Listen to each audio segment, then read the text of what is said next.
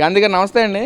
మొన్న జగన్మోహన్ రెడ్డి గారు శ్రీకాకుళం పర్యటన వెనకాల ఒక రాజకీయం చేస్తున్నారు వైసీపీ నాయకులు. ఈ రోజున అతను చనిపోవడం కానీ కారణం ఏదో దారిని పోయిన దన్నయ్య ఏదో చూసి చూడక ఏదో జరిగిపోయింది యాక్సిడెంట్, చిన్నపిల్లడు భవిష్యత్తు కాపాడిన చంద్రబాబు కాపాడుకోకుండా ఇక్కడ కక్షాదింపుగా చర్యలు చేపడుతున్నాడు 18 సంవత్సరాల పిల్లడి మీద అని చెప్పి మాట్లాడుతున్నారు జగన్మోహన్ రెడ్డి గారు.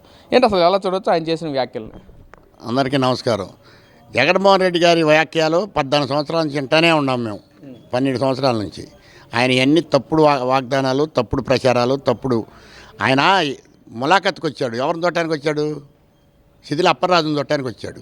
నువ్వు ప్లేట్ దిగావు, వెళ్ళిపో, జనం రాలేదని నువ్వు మరి అక్కడే కూర్చున్నావు. నువ్వు ఎయిర్పోర్ట్లోనే దేనికి కూర్చున్నావు? నువ్వు జనం చాలలేదని. ఇదేమన్నా బల నిరూపణ? చంద్రబాబు గారికి నీకేమన్నా బల నిరూపణకు వచ్చావా నువ్వు? వైజాగ్ కాదు కదా, లేదు ఒక ఎలక్షన్ ఏమైనా ఉందా? అది కాదు కదా. నువ్వు వచ్చినందుకు ములాఖత్తుకు వచ్చావు, అంతవరకు పని చూసుకొని వెళ్ళాలి. నువ్వు వాళ్ళ పిల్లగాడు మా బుల్లెట్ మార్చాలి ఎడతలేడు, 18 సంవత్సరాలాడు, మరి చచ్చిపోయాడు. వాడి ఇంటికి వెళ్ళి ఏమైనా పరామర్శించావు నువ్వు? యాదవుల ఇంటికి వెళ్ళి నేను బీసీలు కాపాడుతాను, ఎస్సీలు కాపాడుతాను, మరి వాళ్ళు మా మేనల్లుళ్ళు, వీళ్ళు మా మేనమామలని చెబుతున్నావు కదా, మరి వాళ్ళ ఇంటికి ఎందుకు వెళ్ళా నువ్వు? ఫస్ట్ వెళ్ళాల్సిన ఎవరింటికి? ఎవరైతే ఆపదలో ఉంటారో వాళ్ళ దగ్గరికి వెళ్ళి, ఏ పార్టీ వాళ్ళన్నా కావచ్చు, వైసీపీ కావచ్చు, కాంగ్రెస్ కావచ్చు, తెలుగుదేశం కావచ్చు, లేదా జనసేన కావచ్చు, ముంగలెళ్ళి ఎవరైతే ఆపదలో ఉన్నారో వాళ్ళని పరామర్శించాలి, వాళ్ళ పిల్లల్ని, వాళ్ళ భార్యని, వాళ్ళని. నువ్వు అట్ట కాకుండా నువ్వేం చేశా? కేవలం శిథిల అప్పలరాజుని పరామర్శించవచ్చు. అప్పలరాజు ఏం చేశాడు? వాళ్ళ పిల్లగాడిని కాపాడుకోవడానికి ఇంకో పిల్లగాడిని తీసుకొచ్చి పెట్టాడు, తప్పుడు కేసు. మరి లోపలికి ఏమేస్తారన్న? ఒకప్పుడు చంద్రబాబు నాయుడు గారిని ఏమన్నారు? సాక్షాత్ అసెంబ్లీలో, నిండా అసెంబ్లీలో చంద్రబాబు నాయుడు గారిని మైండ్ పోయింది. ఇవాళకి శిథిల అప్పలరాజు ఒకప్పుడు చంద్రబాబు నాయుడు గారు మెమోంటో ఇస్తే తీసుకున్నాడుగా, అది కూడా గుర్తులేదా శిథిల అప్పలరాజుకి? ఆయన చేసినవన్నీ తప్పుడు పనులు, తప్పుడు వ్యవహారం. యాక్సిడెంట్ అంటే సహజం, జరిగిద్ది రోడ్డు మీద. జరిగినప్పుడు నువ్వేం చేయాలి? అతను తీసుకెళ్ళి ఒక డాక్టర్గా హాస్పిటల్లో జాయిన్ చేయాలి. నువ్వు డాక్టర్గా కూడా ఒక నీ పిల్లగాడు తొక్కిచ్చాడు కాబట్టి తీసుకెళ్ళి అతను హాస్పిటల్లో జాయిన్ చేయాలి. సరే, దైవికంగా బతుకుతాడు, చనిపోతాడు అనేది వేరే సంగతి. నువ్వు అంట చేయకుండా నీ పిల్లగాడిని కాపాడుకోవడానికి నువ్వు చేస్తే మరి ఆయన భార్య పిల్లలు ఏమవుతారు? ఆయన తల్లిదండ్రులు ఏమవుతారు? వాళ్ళు ఏడవట్లేదా? మరి వాళ్ళు ఏడుస్తారు కదా. మరి ఆయన పిల్లగాడు 40 సంవత్సరాలు పిల్లగాడు చచ్చిపోతే ఏమంటున్నావు నువ్వు? 45 సంవత్సరాలు పోతే ఏమైంది? అండి అయిపోయినాయి. ఏమైపోయినాయి? వాళ్ళ పిల్లలు పెళ్ళిళ్ళు అవ్వాలా? చిన్నపిల్లలు ఏమైపోయినాయి అని అంటున్నావు నువ్వు? మరి మనకెన్ని సంవత్సరాలు? నాకు 70 సంవత్సరాలు. మరి నేను కూడా పోవాలిగా. మరి నువ్వు ఎన్ని కేసులు పెట్టినా నేను కేసులు ఎదుర్కొని బతికా. మరి పోవాలంటే మన ఇష్టమైంది, బలవంతంగా చావటానికి. టైం వచ్చినప్పుడు పోతారు, ఎవరు పోయినా. నువ్వు పోయినా, నేను పోయినా, ఇంకొకటి పోయినా. అంతేగాని అనవసరమైన మాటలు మాట్లాడకూడదు. నువ్వు మాట్లాడిన మాటలు మొత్తం అనవసరమైన మాటలే నిన్న మాట్లాడింది. గుర్తుపెట్టుకో జగన్మోహన్ రెడ్డి గారు. మరో పక్కన కూటమి ప్రభుత్వం కక్ష సాధింపుగానే చర్యలు చేపడుతోంది శిథిల అప్పలరాజు మీద. ఇక్కడ శిథిల అప్పలరాజు అనే వ్యక్తి చిన్నప్పటి నుంచి కూడా కష్టపడి చదివి డాక్టర్ సర్టిఫికేట్ పొందాడు, డాక్టర్ తెచ్చుకున్నాడు. ఇక్కడ లోకేష్ అయితే మాత్రం స్టాన్ఫర్డ్ యూనివర్సిటీలో చదువుతూ అక్కడ డబ్బులు పెట్టే సర్టిఫికేట్స్ తెచ్చుకున్నాడని చెప్పి కూడా మాట్లాడుతున్నారు గాంధీ గారు. అసలు దాని మీద ఏంటి ఉద్దేశం, ఏంటి అసలు మీ ఉద్దేశం? ఇప్పుడు ఆయన కష్టపడే చదువుకున్నాడు. మరి వైజాగ్లో డాక్టర్ గారు చనిపోయారు, ఆయన కష్టపడి చదువుకోలేదా? ఆయన ఏమన్నా గాలికి పేస్ అయ్యాడా? ఏమయ్యా మీరు చెప్పండి. ఆయన పేరేంది? మర్చిపోయా నేను. సుధాకర్ బాబు. మరి ఆయన డాక్టర్ గారే కదా. మరి ఆయన ఎందుకు చనిపోయాడు? ఊరకనే చచ్చిపోయాడు. ఆయన ఎంత క్షోభ పెట్టారు ఆయన మీరు.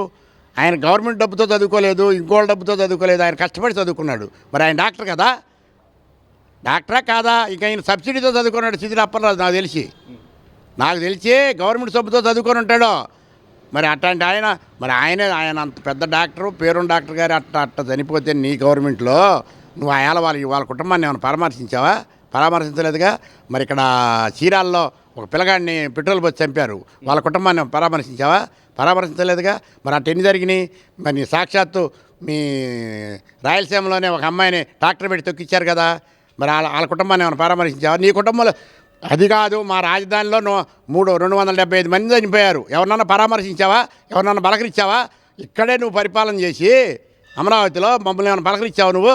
మా కేసుల మీద కేసులు పెట్టి మమ్మల్ని జైలు పాలు చేసావు. పిల్లలకు సరిగా మేము ఏళ్ళకి అన్నం కూడా తినలా, కంటి నిండా నిద్రపోలా. ఏం మాట్లాడతావా జగన్మోహన్ రెడ్డి? ఎందుకు మాట్లాడతావు నువ్వు? మా రాజశేఖర రెడ్డి గారి పేరు తీయబాకవయ్యా నువ్వు. ఆయనకి ఇప్పటికీ ప్రజల్లో పేరు ఉంది, నీ మూలాన ఆయన పేరు తీసేస్తున్నావు. కొంతమంది పుట్టోలు కూడా తీసి బయట పెడుతున్నారయ్యా. నీ మూలాన నువ్వు సబ్జెక్ట్గా మాట్లాడుతూ నేర్చుకో. చంద్రబాబు అయినా మాట్లాడు, ఎవరినైనా మాట్లాడు, తప్పులేదు. నేను కాంగ్రెస్ వాదిగా చెబుతున్నా, సబ్జెక్ట్ లేని మాట మాట్లాడకూడదు. ఏ నాయకుడైనా సరే ప్రజానాయకుడు ప్రజల్లో మమేకమయ్యి ప్రజాహిత కార్యక్రమాలు చేయాలి తప్ప వ్యతిరేక కార్యక్రమాలు, కక్షదోరణ కార్యక్రమాలు అవి చేయకూడదయా బాబు, గుర్తుపెట్టుకో.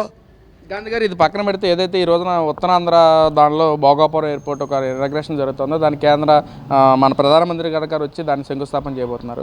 మరి అదే విషయాన ఇటు వైసీపీ నాయకులందరూ మాట్లాడుతున్నారు, అసలు భోగాపురం ఎయిర్పోర్టు కర్త క్రమ క్రియ అంతా జగన్మోహన్ రెడ్డి వల్లే ఇదంతా జరిగింది, కానీ చంద్రబాబు గారిని లోకేష్ గారిని క్రెడిట్ చోరీ చేస్తూ మేమే తీసుకొచ్చామని గొప్పలు చెప్పుకుంటున్నారు. అక్కడ భూములు సేకరించడంలో కానీ ఎవరైతే టెండర్లు అమలు చేయడంలో కానీ మొత్తం జగన్మోహన్ రెడ్డి వల్లే వచ్చిందని చెప్పి అంటున్నారు. ఏంటి గాంధీ గారు, దాని మీద మీ ఒపీనియన్ ఏంటి? దీనికి నేనేం చదువుకోలేదు, నేను కాంగ్రెస్ వాదిగా చెబుతున్నా.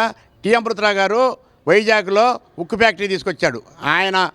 ఆయన రక్తంతో ఉక్కు ఫ్యాక్టరీ వచ్చింది అక్కడికి. ఎవరు? శ్రీమతి ఇందిరాగాంధీ గారు ఇచ్చింది. మరి ఇవాళ దాని మీద హక్కులు మొత్తం ఎవరికి ఉండాలా?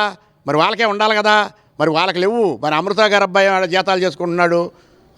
వీళ్ళేమో పార్టీ పోయి వీళ్ళేమో కానీ ప్రతిపక్ష నాయకులుగా ఘోషిస్తున్నారు పార్లమెంట్లో. నేను తెచ్చాను. ఒకవేళ నువ్వు తెచ్చావేమో, అయాల కాగితాల మీద సంతకాలు పెట్టినా కానీ నువ్వేం మాట్లాడా? మీ రైతుల పొలాలు మీకు ఇస్తాను నేను కనుక ఈసారి వస్తే అని చెప్పావు. ఆ మాట అయినా గుర్తులేదా నీకు? అదే నేను చెప్పేది. 130 అబద్ధాలు ఆడుతున్నాడండి జగన్మోహన్ రెడ్డి గారు. అవి ప్రజల్లో ఇనికిడి అయ్యేవి కాదు, నవ్వుకుంటూ వెళ్తున్నారు అని చెప్తున్నాను నేను. అది జగన్మోహన్ రెడ్డి. జగన్ అంటే ఒక పేరు కాదు, జగన్ అంటే ఒక మనిషి కాదు, జగన్ అనేది ప్రజల్లో ఉన్న బంధం, పెనవేసుకున్న బంధం, జగన్ అనేది ఒక నమ్మకం అని చెప్పి కూడా మాట్లాడుతున్నాను. నిజంగా అంత నమ్మకం ఉందా జగన్మోహన్ రెడ్డి గారు? నువ్వు కాంగ్రెస్లోంచి వెళ్ళావు, నేను కాంగ్రెస్లోనే ఉన్నా. 40 సంవత్సరాలు నేను కాంగ్రెస్లో ఉన్నా. మీ నాన్న టైంలో కూడా నేను కాంగ్రెస్లోనే ఉన్నా. మరి నాది కమ్మ కులం.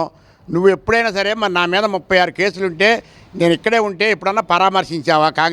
నేను కాంగ్రెస్ వాడిని నువ్వు పరామర్శించలేదే. జైల్లో ఉండగానే పరామర్శించావు నన్ను, నువ్వు పరామర్శించలేదే. మరి నువ్వు అంత కఠిన హృదయంతో ఉన్నావంటే నిన్ను ఎట్టనుకుంటారయ్యా జాలి హృదయం అని? మంచోడివని నిన్ను అనుకోవట్లా. నీ ముంగలనేది ఎవడయ్యా అంటే ఇక వాళ్ళే ఆ గంజాయి బ్యాచ్ అని వాళ్ళు అంటారు. ముఖ్యమంత్రి అని. నువ్వు ముఖ్యమంత్రి అది చేసావు, దిగిపోయావు. మళ్ళీ ముఖ్యమంత్రి ఏంది? మళ్ళీ గెలిస్తే ముఖ్యమంత్రి అవుతావు, ప్రజలు నిన్ను ఎన్నుకుంటే అవుతావు. అదేమి నువ్వు పిచ్చి కళ్ళ కనొద్దు జగన్మోహన్ రెడ్డి గారు. ఒకటే చెప్తున్నా నేను, గుర్తుపెట్టుకో. నువ్వు ప్రజల మనిషి మాత్రం కాదు, కనీసం తల్లి చెల్లి మనిషివే కాదు. నువ్వు ఇంకెవరి మనిషి అవుతావు? నువ్వు నీ తల్లి చెల్లినే కాపాడుకోలేకపోతున్నావు. నువ్వు ఆంధ్ర రాష్ట్రంలో మహిళలు కాపాడతావా? తప్పులు జరుగుతుంటాయి, భగవంతుడే అందరికి మంచివాడు కాదు. రాష్ట్రం అన్నాక ఒక కుటుంబం కాదు ఇది. లక్షల కుటుంబాలు ఉంటాయి, తప్పులు జరుగుతూ ఉంటాయి. ఆ తప్పులు మనం క్రమబద్ధీకరించుకుంటా పోతూ ఉండాలి. మన ప్రభుత్వం అంటే అది, ప్రభుత్వం నడక అది. చంద్రబాబు గారి నైజంలో ఉంది. అందుకనే ఆయన నిజన గల్ల ముఖ్యమంత్రి అంటున్నారు. ఆ పేరు కూడా నువ్వు తెచ్చుకో, మేము కూడా మీకు పలుకుతాం. అంతే తప్ప నువ్వేడో గుడ్డగాల్చి బురదేసి జగన్మోహన్ రెడ్డి అది చంద్రబాబు నాయుడు మొఖాన, మరి లోకేష్ గారి మొఖాన, మరి పవన్ కళ్యాణ్ గారి మొఖాన వేస్తే ఇది సరిపోయిద్దా? సరిపోదు. అది ఎప్పుడు కూడా నిజం మాట్లాడుతూ నేర్చుకో. నిజం నిదానంగా అయినా బయటపడిద్ది. అబద్ధం అప్పటికప్పుడే దేశమంతా తిరిగి వచ్చిద్ది. ఇది మాత్రం గుర్తుపెట్టుకో నువ్వు.